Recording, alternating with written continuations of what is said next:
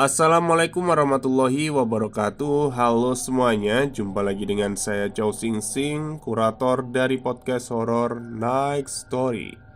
Halo, apa kabar semuanya? Semoga kalian semua sehat-sehat ya. Dan seperti biasanya pada hari ini saya kembali dan akan melanjutkan sebuah kisah mistis untuk kalian semua. Kisah mistis kali ini adalah lanjutan dari yang kemarin ya, yang Gondo Mayit, yang ditulis oleh Mas Simpleman. Oke, daripada kita berlama-lama, mari kita simak ceritanya. Mau tidak mau, Mas Erik menyaksikan prosesi pemakaman itu.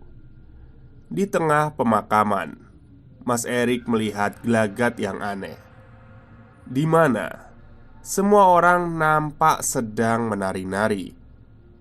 Beberapa bernyanyi dengan nada gamelan yang mengalun-alun. Dan yang lebih membuat Mas Erik tidak bisa mengerti adalah si bocah dikubur dengan mata masih keadaan terbuka lebar. Aku nggak bisa bedain antara mau ketawa atau menahan ngeri mendengar cerita Mas Erik.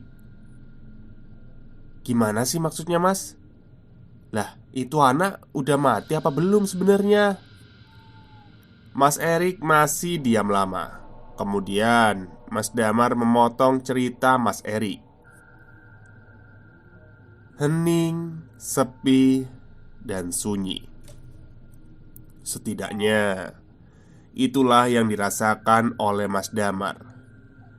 Ia terbangun meski mata masih terkantuk-kantuk. Dilihatnya ke sana kemari. Ia baru ingat, ia baru saja terlelap di atas ranjang rumah seorang wanita tua yang menawarkan rumahnya. Dicarinya Mas Erik, namun tidak diketemukan kawan seperjalanannya ini. Maka dengan tatapan kebingungan sekaligus penasaran, kemana semua orang pergi, Mas Damar mencoba memanggil-manggil nama Mas Erik. Namun tak kunjung ada jawaban. Begitu juga dengan wanita tua itu. Dengan keadaan yang masih linglung, ia melihat kondisinya. Ukuran testisnya belum normal lagi, namun jauh lebih baik dibandingkan dengan sebelumnya. Mas Damar berdiam diri sebentar. Dilihatnya langit-langit dari teras rumah. Masih gelap, ucapnya dalam hati. Artinya satu malam belum terlewati. Mas Damar pun kembali masuk ke rumah yang lebih terlihat seperti gubuk itu. Sampai ia merasa penasaran dengan ruangan dalam milik si wanita tua ini. Dengan perlahan Mas Damar mendekat. Di dalam rumah Mas Damar mencium bebauan yang familiar. Rupanya itu adalah bau dari daun sirih yang digunakan wanita tua itu. Bagaimana bisa Mas Damar tahu bebauan itu? Karena rupanya Mas Damar sudah sering menciumnya di rumah Mbak Buyutnya, yang juga menggunakan itu untuk pembersih gigi. Tangan Mas Damar cekatan memeriksa rumah itu. Meski tidak sopan, rasa penasaran Mas Damar begitu besar. Matanya sibuk mengawasi ini itu. Sampai pandangannya menangkap sebuah kotak dengan ukiran Majapala, sebuah ukiran khas Jawa. Mas Damar pun mendekat pelan-pelan.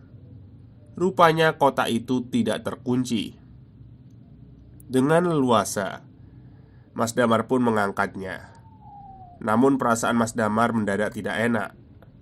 Bebauan yang awalnya didominasi bebauan daun sirih tiba-tiba lenyap begitu saja, berganti dengan bebauan seperti kentang dan umbi kayu dibakar. Semua orang tahu bebauan itu bebauan apa. Biasanya ketika mencium bebauan lenguh seperti itu, maka artinya tidak jauh dari tempatmu berdiri ada makhluk familiar yang sudah terkenal sedang mengawasimu. Ya, pocong. Namun Mas Damar belum tahu akan hal ini. Akhirnya ia nekat membuka kotak itu. Begitu kotak dibuka, Mas Damar menatap heran karena yang ia lihat hanyalah tumpukan pakaian bernuansa warna putih saja, tertumpuk berantakan begitu saja. Maka Mas Damar bersiap untuk menutupnya lagi. Namun tiba-tiba ia curiga dengan pakaian itu. Maka diambillah satu helai pakaian. Dan ketika pakaian itu terangkat di tangannya, ia memeriksa dengan seksama sampai ia yakin dan menatap ngeri pakaian itu. Rupanya itu adalah kain kafan yang sudah diikat sedemikian rupa, membentuk sampul untuk membungkus mayit. Mas Damar sontak melempar pakaian itu begitu saja. Tiba-tiba ketika Mas Damar bersiap untuk pergi dari tempat itu, matanya tercekat menatap sosok yang tengah berdiri tepat di depannya. Matanya hitam dan wujudnya mengerikan. Kini, sosok pocong tengah berdiri tepat di hadapannya. Ingin segera pergi, namun kaki Mas Damar malah kaku gak bisa digerakin. Sementara pocong itu masih memandanginya.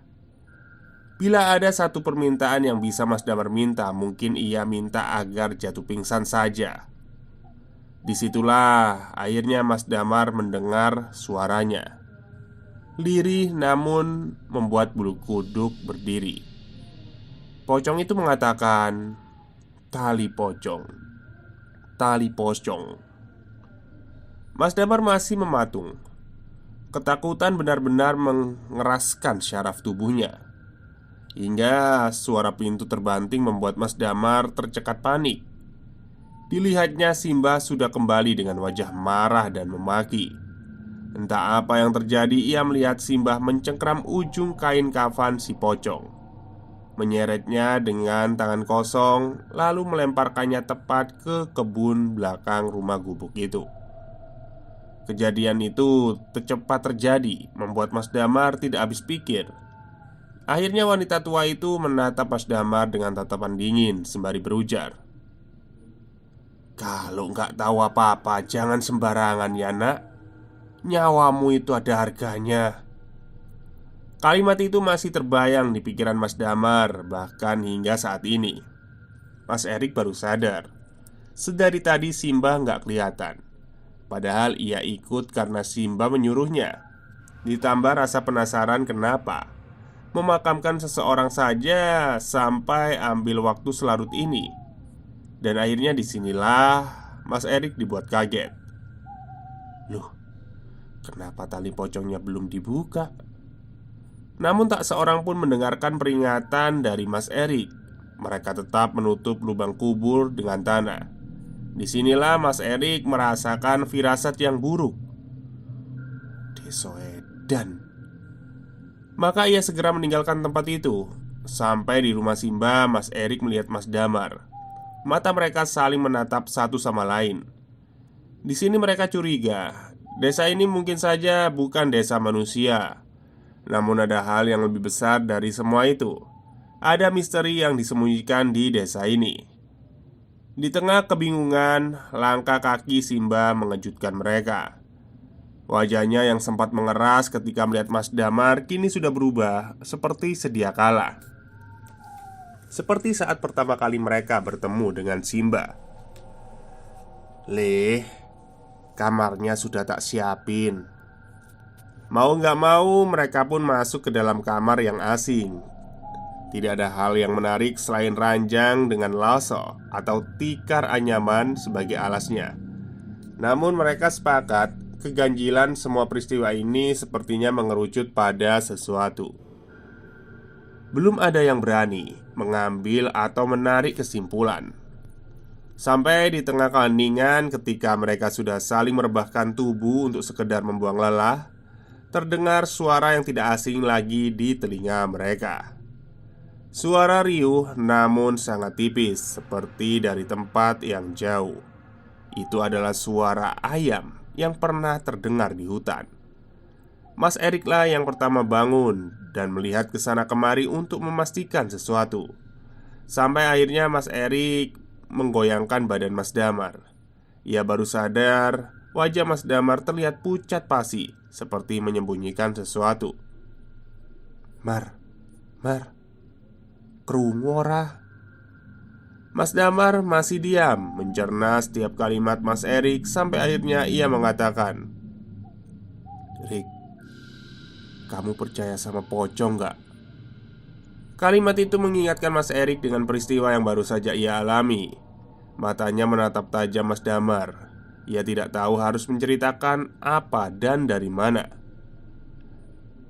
"Aku pernah dengar, katanya kalau dengar suara ayam artinya ada pocong atau kuntilanak di dekat sini, Mar." Akhirnya Mas Erik menceritakan kejadian yang menimpanya. "Mar, deso iki koyo gak beres. Ayo pergi saja. Itu manukmu udah gak apa-apa kan?" Mendengar itu Mas Damar kemudian mengatakan, "Rik, sepertinya Simbah." Belum selesai melanjutkan kalimatnya, tiba-tiba Mas Damar menatap ke jendela kamar yang hanya tertutup gorden. Di sana ia melihat sebuah wajah yang mengintip. "Rip, ayo kita pergi aja dari sini. Ono apa toh? Itu loh, di jendela." Mas Damar menunjuk ke arah jendela. "Di jendela ada wajahnya Simbah." Karena kaget saat itu juga Mas Erik langsung mengemasi barang bawaannya, diikuti Mas Damar. Mereka bergegas keluar dari rumah itu, namun baru saja membuka pintu kamar, di depannya Simbah sudah berdiri. Wajahnya menatap Damar dan Erik bergantian. "Katineng ditoleh." Mas Damar lala yang pertama maju. "Mbah, ngapunten, saya mau pulang." "Pulang kemana?" "Ke rumah saya sendiri, Mbah." Simbah awalnya hanya berdiri, namun perlahan-lahan tubuhnya tertekuk lalu membungkuk menatap mereka dengan senyuman yang mengerikan. "Penyakitmu sudah sembuh, tah?" Mas Damar terdiam lama. Di sini Mas Erik yang kemudian maju. "Mbah, asline jenengan iku sinten?" Saat itulah senyuman buruk rupa itu menjelma menjadi suara tawa yang membuat Mas Erik dan Damar menggigil karena ngeri. Bulu kuduk mereka berdiri, dada mereka sesak. "Iki Deso Gondomayit," kata Simbah, atau Desa Perenggut Nyawa. Dengan langkah tertatih mendekati Mas Erik dan Damar, beringsut mundur. "Siapapun yang sudah masuk desa ini nggak bisa keluar. Sudah menurut saja sama ucapan saya." Di tengah keheningan itu, suara ayam yang lirih kembali terdengar. "Kalian dengar suara itu kan? Tahu artinya?" Mas Erik dan Damar masih menjaga jarak dari langkah Simbah. "Ya, ada pocong." Setelah mengatakan itu, seolah ada sesuatu yang membuat perasaan Mas Erik dan Damar tidak enak. Dan benar saja, tidak ada angin, tidak ada hujan. Tiba-tiba suara pintu dibanting cukup keras. Masalahnya, setelah bantingan suara itu, gubuk yang terbuat dari bambu itu serempak terdengar seperti suara gebrakan di semua sisi. Simbah tertawa semakin keras. Nyali Mas Erik dan Mas Damar benar-benar dipaksa sampai titik frustasi karena nggak bisa apa yang mereka lakukan. Seolah-olah kejadian ini seperti mimpi belaka. Suara-suara itu mengingatkan satu hal. Di sekeliling rumah itu pasti ada sesuatu. Simbah yang awalnya membungkuk kemudian mulai terjatuh, terjerembab di atas tanah dengan mata mendelik, melotot ke arah Mas Erik dan Damar. Simbah mulai merangkak. Kedua kaki Simbah yang seperti lumpuh, ia merangkak hanya menggunakan tangan. Dengan bibir komat kamit entah apa yang dibaca, Simbah terus mendekati mereka. Mas Damar mulai melantunkan doa, meminta agar siapapun bisa menolongnya. Mas Erik hanya diam sambil meracau, "Jancuk, Jancok.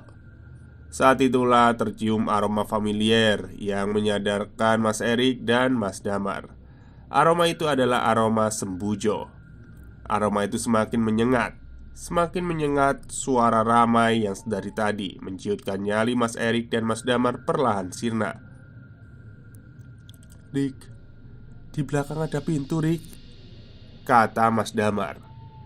Mereka bergegas lari dan Simba pun masih berusaha mengejar. Dilihatnya kotak yang Mas Damar lihat tadi, namun ia segera tepis pikiran-pikiran yang masih menyimpan tanda tanya. Apa maksud dari kain kafan itu? Yang ia lihat pertama dari halaman belakang rumah adalah berpetak-petak tanaman singkong. Aroma sembujo masih tercium menyengat. Anehnya hanya Mas Erik yang menciumnya. "Melok aku, Mar." Entah terjepit atau apa, Mas Erik merasa aroma ini sepertinya memberikan sebuah jalan. Benar saja, langkah mereka perlahan menuju ke tanah hutan. Pepohonan yang dari tadi menjadi penanda perjalanan mereka kini mulai mereka telusuri. Mas Erik meyakinkan Mas Damar bahwa desa itu hanya dihuni oleh mayit. Pertanyaannya adalah kenapa mayit harus dikuburkan lagi? Kain kafan, Rik. Apa ana hubungane iku? Mas Erik terlihat bingung. Di kotak yang ada di dapur, tadi ada banyak kain kafan yang ditumpuk. Mas Erik dan Mas Damar masih berpikir sampai ia baru sadar. Di tempat mereka berdiri, mereka sudah tidak sendirian lagi. Dari balik pohon, banyak sepasang mata yang mengawasi. Dan setelah diperhatikan lagi, itu adalah sosok-sosok pocong. Tidak hanya satu pocong, namun hampir ada puluhan pocong. Mas Damar dan Mas Erik terdiam mematung sendiri-sendiri. Mas Damarlah yang mendengar suara-suara mereka. "Tali pocong, tali pocong." "Dengar apa enggak, Rik? Dengar apa? Katanya tali pocong." Setelah mendengar itu, Mas Erik baru paham. Kuburan, kuburan, Mar. Mayite, tali pocongnya belum ada yang dibuka. Mereka pun berlari, membiarkan pocong-pocong itu mengikuti. Dan yang mengerikan, pocong-pocong itu terbang di atas mereka. "Kuburannya di mana?" "Di sana." "Itu ngapain Mas pocongnya ngikutin?" tanyaku penasaran. Mas Damar menatapku, mencoba berpikir sebelum bilang. "Ya ini cuma asumsi sih, tapi kayaknya ada hubungannya sama mbah-mbah yang kami temui," kata Mas Damar. Mas Erik seperti mengiyakan ucapan Mas Damar. Di tengah gelapnya hutan, Mas Damar dan Mas Erik gak berhenti lari. Alasannya manusia normal mana yang gak ketakutan diikuti hampir selusin atau satu batalion kain kafan terbang di kiri dan kanan mereka. Sambil mendengar mereka mengatakan tali pocong di sepanjang jalan.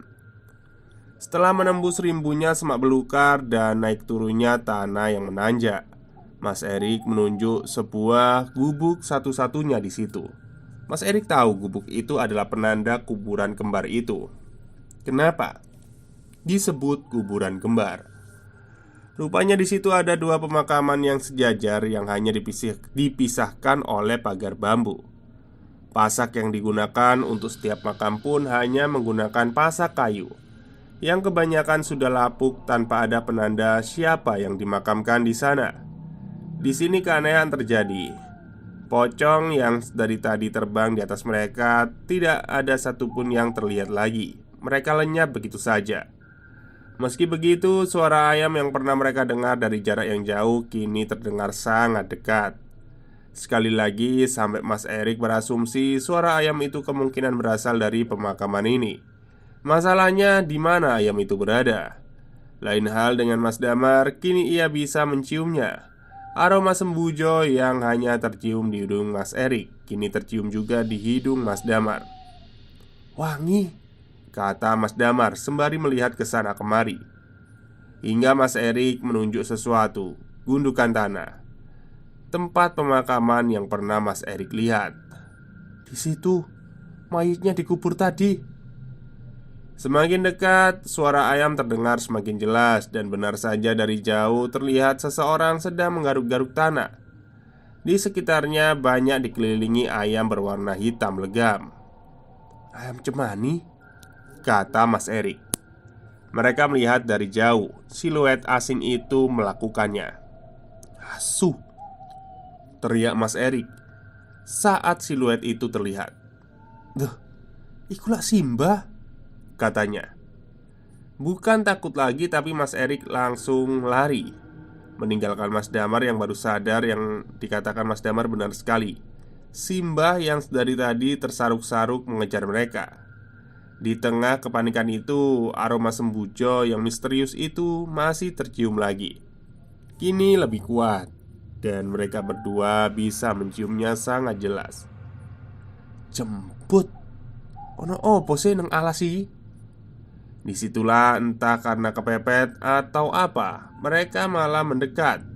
Mendekat ke aroma sumber sembujo itu, yang padahal mereka berdua tahu bahwa itu adalah aroma dari Wanggul. Namun setidaknya aroma itu benar-benar membawa mereka ke perjalanan yang tidak asing lagi. Mas Damar yang mengikuti Mas Erik dari belakang hanya mendengar sekelibet suara-suara meraung, seperti ada suara macan. Namun mereka tidak mempedulikan apapun. Tiba-tiba mereka sudah sampai di tempat yang mereka cari selama ini, pos kedua.